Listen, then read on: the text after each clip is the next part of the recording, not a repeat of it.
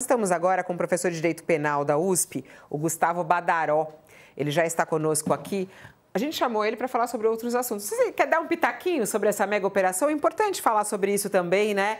Não sei se o senhor está acompanhando essas últimas informações, mas o maior sonegador do país. Eu fico pensando, como que eles deixam sonegar por tanto tempo, né, doutor Badaró? Muito obrigada. Seja bem-vindo ao nosso programa. Bom dia, Fabiola. Bom dia, Josias. Bom dia, Sakamoto. Bom dia. Prazer estar com vocês. Pois é, o que chama a atenção nesse caso não é que foi algo recente e que foi descoberto por agora e, com isso, todos ficaram sabendo de algo até então desconhecido.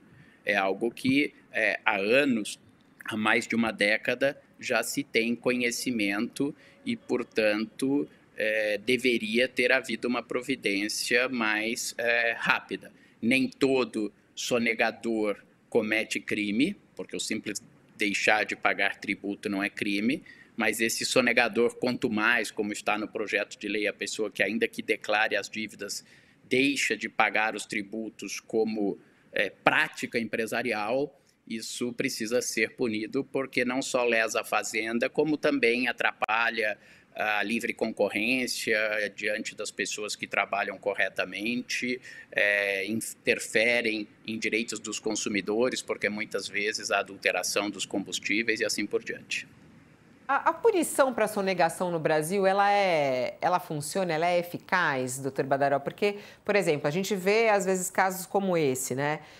Como teve também em relação até à Ultrafarma, né? Aí prende, nananã, daqui a pouco solta. E aí, como é que faz, né? Como é que é a punição do crime de sonegação no país? A nossa lei é adequada? Como é que o senhor avalia? A nossa lei, Fabiola, ela não prevê como crime o simples não pagar impostos. É você deixar de pagar imposto porque você faz uma fraude na sua contabilidade, porque você omite a informação de uma atividade sujeita à tributação, porque você adultera números. Mas o que parece é que o nosso legislador, e por influência do Estado, está mais preocupado com a arrecadação do tributo do que com a punição criminal do sonegador. E digo isto porque a lei penal prevê para o sonegador que, se antes de iniciar o processo tiver um processo tributário, esse processo tem que estar primeiro concluído, terminado em todas as instâncias para que eu possa processar alguém por crime de sonegação fiscal. Somente com o lançamento definitivo do crédito tributário é possível iniciar um processo penal. E mais, a lei prevê que, se o sonegador pagar o tributo com os acessórios e multa, como disse o Sakamoto há pouco, a necessidade de que haja correção monetária, multa, etc., a lei considera que fica extinta a punibilidade penal. Então, na prática, o que nós temos hoje no Brasil é que a ameaça da prisão, a ameaça da intervenção da justiça penal por crime de sonegação fiscal acabou virando um grande instrumento de pressão psicológica do Estado para que sonegadores paguem. E daí muitas pessoas preferem sonegar, sabem que deveriam ter pago os tributos, mas não o fazem e arriscam. Se nunca forem pegas, não pagam os tributos e as multas. Se forem pegas, pagam os tributos e as multas que já eram devidos e, com isto, se livram da persecução penal. É isso. 11 horas e 56 minutos, a gente está recebendo aqui o jurista Gustavo Badaró para falar também sobre outras questões jurídicas. A gente estava analisando essa situação, falando sobre o deputado federal Nicolas Ferreira. Ele foi visitar, na época ainda, quando o Bolsonaro estava em prisão domiciliar, ele foi visitar o ex-presidente na casa dele e ele acabou sendo flagrado por uma emissora de TV, pela TV Globo, usando um celular na frente de Bolsonaro. A gente tem essa imagem, inclusive, usando o celular na frente de Bolsonaro. E o que não é permitido, né? As visitas são autorizadas, mas o Bolsonaro não pode usar o celular, acessar redes sociais e enviar mensagens, né? Por meios de terceiros também. E ele está ali usando o celular na frente de Bolsonaro nessas imagens. Bom, tem dois pontos que eu gostaria que o senhor comentasse conosco. O primeiro deles, Alexandre de Moraes determinou que Bolsonaro tenha que explicar isso, se usou ou não esse celular. e o uso também do Nicolas Ferreira. E tem também o questionamento do Nicolas Ferreira de ter sido flagrado dessa maneira por uma emissora de TV. O senhor vê algum tipo de ilegalidade aí? Bolsonaro pode se complicar por causa dessa imagem e até mesmo o Nicolas Ferreira? Bem, Fabíola, eu vejo duas coisas distintas. Primeiro, quanto à captação dessa imagem, por maior que seja o direito à informação e a possibilidade da população ser informada, os indivíduos dentro da sua casa têm uma expectativa de privacidade. É diferente se essa conversa se desse num local público, numa praça ou num restaurante. Não é à toa que a Constituição assegura a todos nós a inviolabilidade do nosso domicílio. Me parece que a utilização de um equipamento, deve ter sido um drone ou algo semelhante, à distância, para captar estas imagens, de alguma medida, do domicílio. Por exemplo, se isto fosse uma prova a ser utilizada num processo criminal, me parece que seria perfeitamente possível, não havendo uma autorização judicial para que isto fosse captado, questionar a legalidade dessa prova. O segundo aspecto é se o presidente Jair Bolsonaro, o ex-presidente, ou o deputado Nicolas Ferreira cometeram algum desrespeito à decisão judicial. Até onde é do meu conhecimento, houve uma primeira determinação do ministro Alexandre de Moraes que o ex-presidente Bolsonaro não podia se manifestar em redes sociais.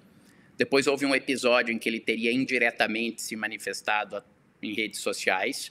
E aí houve uma segunda determinação do ministro Alexandre de Moraes dizendo que o ex-presidente Bolsonaro não podia, ele próprio, usar redes sociais, ter acesso a mensagens, enviar mensagens, pessoalmente ou indiretamente, por meio de terceiras pessoas. Portanto, não me parece que tivesse uma vedação para que pessoas que fossem visitar o ex-presidente Bolsonaro utilizassem o seu celular para si próprio. É claro que se o deputado Nicolas Ferreira usou o seu aparelho de telefone celular para permitir que o ex-presidente Jair Bolsonaro acessasse redes sociais, fizesse manifestações em redes sociais, o ex-presidente Jair Bolsonaro estaria violando a determinação judicial.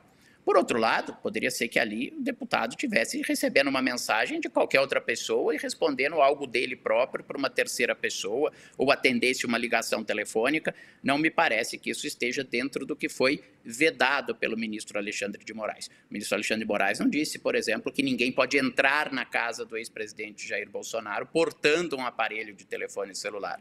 Então, acho que isso precisa ser melhor esclarecido. O que aparece na imagem é o deputado mexendo no seu aparelho de telefone celular. Se isso foi uma forma de permitir que indiretamente o ex-presidente Jair Bolsonaro utilizasse redes sociais, viola a decisão judicial. Se foi uma utilização própria para fins próprios do ex-deputado, não me parece que haja nada de errado. Gustavo, com relação a essa questão do uso do celular pelo deputado Nicolas Ferreira, a gente ficou na dúvida sobre isso ontem. Quando o senhor fala assim com relação ao deputado Nicolas ter sido tem que se verificar se ele foi um intermediário entre Bolsonaro e as redes sociais, ou seja, tem que verificar se ele postou ou colocou algum conteúdo que seja a pedido de Jair Bolsonaro, mas também o outro lado, né? No caso, se ele na verdade trouxe coisas das redes sociais para Bolsonaro, porque Bolsonaro está impedido de entrar nas redes publicando e consumindo. Ou seja, se houve essa atuação, tanto para postar coisas do interesse do ex-presidente, quanto para trazer coisas das redes para o ex-presidente, aí o deputado Nicolas Ferreira pode ter incorrido em algum delito, né? Sakamoto, eu confesso que de cabeça não sei se a proibição é nesse duplo sentido. Tanto do ex-presidente não utilizar as redes sociais para divulgar coisas, quanto por intermediários também receber informações do que circula nas redes sociais. Se a determinação for nesse sentido, e o ex-deputado Nicolas Ferreira, sabendo dessa determinação, leva ao conhecimento do ex-presidente informações, posicionamentos, posts de redes sociais, aí me parece que haverá um descumprimento da decisão judicial. Mas é bom que eu diga, a decisão judicial estará sendo descumprida pelo ex-presidente Bolsonaro. não é uma decisão judicial contra os visitantes do ex-presidente Jair Bolsonaro. Pela aquela decisão do ministro Alexandre de Moraes, o ex-presidente Jair Bolsonaro violaria as condições da domiciliar se direto ou indiretamente se manifestasse em redes sociais, e aí não tenho certeza, mas pode ser que seja, também por terceiras pessoas recebessem informações de redes sociais. Mas era uma determinação destinada ao ex-presidente Jair Bolsonaro. Doutor Badaró, o ministro Alexandre de Moraes parece movido pela intenção de lidar com esses condenados, no caso do complô do golpe, com tolerância zero, né? Houve a ordem de prisão, estava lá o Bolsonaro em prisão domiciliar, foi transferido para a Polícia Federal. Aparentemente uma ordem de prisão muito bem fundamentada. Inicialmente tinha só uma vigília, mas depois daquela violação à tornozeleira, filmada, registrada, documentada, me parece que não havia muita alternativa ao ministro, senão recolher o presidente a retirar do domicílio prisional para a Polícia Federal, né? Agora, o senhor acha que o Alexandre de Moraes ele peca no detalhe? Aqui mesmo não se trata de para usar uma expressão de uso convencional de pelo em ovo, não estaria procurando o ministro Alexandre de Moraes pelo em ovo? Ele parece ter a disposição de cuidar ele próprio, mesmo depois de encerrado o processo em relação a esses integrantes do alto comando do golpe, ele parece disposto a cuidar também da execução da pena. Acha que é adequado, ou seria melhor se ele passasse essa atribuição para uma vara de execução penal? O que o senhor acha? Como é que o senhor acha que está se conduzindo o ministro Alexandre de Moraes? Ele exorbita em alguns momentos ou não? Veja bem, com relação à prisão, rapidamente, me parece que o argumento forte e válido para a decretação da prisão preventiva, ou melhor, conversão da prisão domiciliar em prisão preventiva, foi a violação da tornozeleira.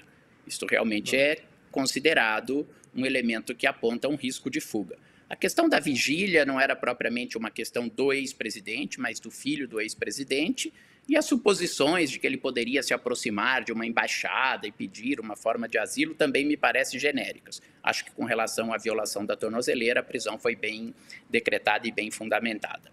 Com relação à execução da pena, Josias, embora nós tenhamos para os réus comuns um juiz que atua na condenação e impõe a sentença condenatória até o trânsito em julgado, e depois, quando ele vai preso, um outro juiz, chamado juiz da execução da pena, que é o juiz que vai se encarregar dos problemas da execução da pena, se vai ter progressão de regime, se vai ter detração da pena por trabalho, se vai ter regressão de regime, se descumprir uma falta, se vai ser indultado e assim por diante, o Supremo Tribunal Federal, de acordo com a sua jurisprudência, entende, isto foi assim, por exemplo, no caso do processo dos condenados no Mensalão, que, sendo a condenação do Supremo Tribunal Federal, o juiz responsável por esses incidentes jurisdicionalizados da execução da pena é o juiz relator da ação penal de competência originária do Supremo.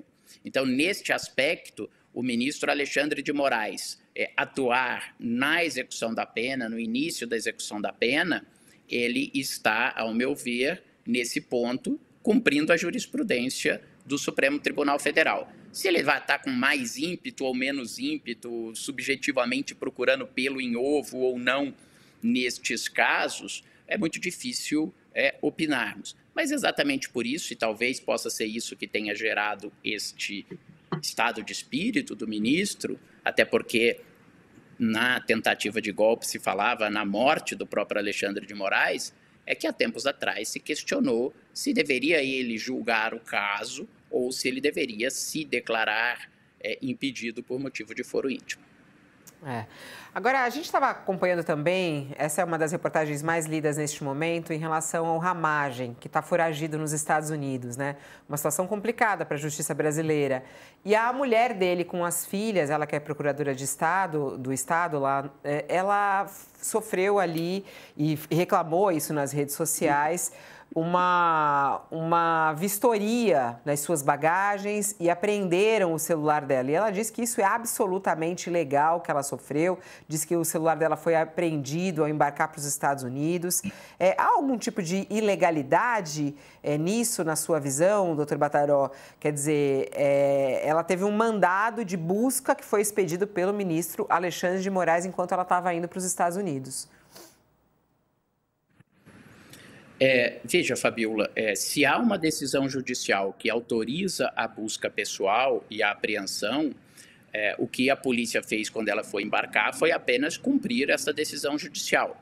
O que poderia ser ilegal, e eu não tenho elementos, não conheço a decisão, não sei o fundamento, é esta autorização do ministro Alexandre de Moraes da realização da busca e apreensão pessoal. Mas é importante lembrar que, embora a busca e apreensão normalmente se destine a locais ou pessoas que são investigadas, o Código de Processo Penal permite a busca e apreensão tanto domiciliar quanto pessoal em locais ou com pessoas em relação às quais eu possa encontrar, haja fundada suspeita de que eu encontrarei com essas pessoas quaisquer elementos que sirvam de prova para a investigação.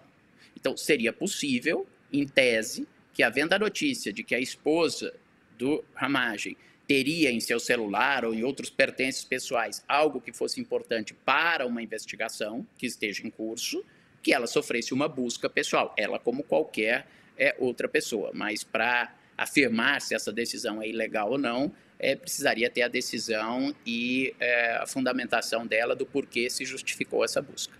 Sim. E aí comentávamos... Pode ir, Josias, pode ir. Perdão, Fabiola. Então, nós comentávamos mais cedo aqui, doutor Badaró, uma peculiaridade da legislação brasileira, que uma lei lá de 86 permite a ex-presidentes manterem 8 assessores, 2 automóveis, né? Entre os assessores estão 2 motoristas, seguranças, e nós temos no nosso histórico, infelizmente, casos de presidentes que foram presos, né? O próprio Lula passou 580 dias preso. Naquela ocasião já se questionava, houve até uma decisão de primeiro grau, depois de revista, que um juiz de primeira instância cassou essas regalias, esses benefícios, assessores, automóveis, no período em que o Lula estava preso, porque presumivelmente preso não ia precisar de segurança, de automóvel. Agora se discute o mesmo, ou surgiu de novo a discussão em relação ao Bolsonaro. A lei não prevê isso, ninguém, quando elaborou essa lei, não se previa que o presidente da República ou o ex-presidente seriam presos, né? Ainda que não haja previsão legal, parece claro que essa lei precisa de ajustes, mas não havendo a previsão legal, acha que é possível discutir judicialmente a suspensão desse benefício ou só se mudar a lei? Veja, Josias, normalmente uma restrição de um direito, esse é um direito do ex-presidente, isso não é só no Brasil que tem, em outros países também tem, e não me parece desarrazoado. São pessoas que dedicaram 4 ou 8 anos de sua vida ao interesse público e se bem o desempenharam, parece que é justo que tenham esses benefícios que, no final das contas, são benefícios para o próprio Estado. Imagine um ex-presidente de um país que sofresse um atentado terrorista, que fosse sequestrado ou algo que o valha.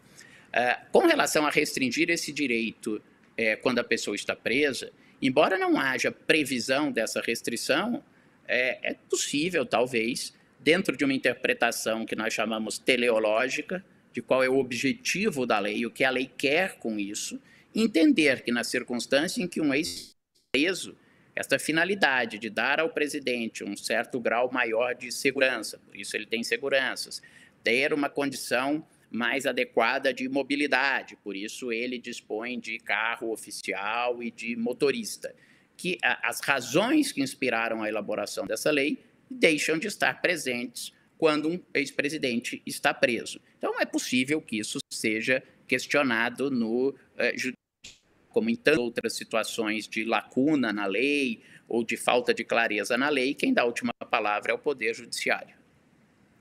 É isso. Doutor Badaró, muito obrigada por estar aqui conosco ao vivo no nosso UOL News. Só para tirar até uma dúvida, né? Porque quando o senhor entra no ar, as pessoas falam, mas ele já fez a defesa do Bolsonaro. O senhor, eu queria até explicar, acho bom a gente falar ao vivo isso até para nossa audiência. O senhor, um parecer seu foi utilizado, né, lá atrás, não é isso? Hoje o senhor não faz parte da defesa do Bolsonaro, né? Veja, Fabíola, obrigado pela oportunidade. Eu não faço hoje e nunca fiz. O ex-presidente representam em juízo. A função do parecerista é, diante de uma questão jurídica específica, que aquele ponto seja analisado e que o parecerista dê a opinião técnica dele, fundamentada, como ele considera que aquela situação é interpretada. Não é nada diferente, por exemplo, do que o Josias acabou de fazer comigo. Perguntar, bom, mas no seu caso tem a lei que diz isso, a lei não é muito clara, pode ser ou não pode ser suspenso. Então, pelo menos do meu lado, meus pareceres são feitos, e aí isso leva em conta meu nome, minha credibilidade, quase 30 anos de atividade acadêmica, pensando exclusivamente no que eu considero a melhor interpretação para aquele caso. Muito bom, é sempre bom esclarecer e nada como a gente falar ao vivo, essa transparência. Muito obrigada, doutor Badaró, por a sua contribuição. Muito importante. Até. Boa tarde, Fabíola, Josias, Sakamoto e aos que nos assistem. Obrigado. Muito bom.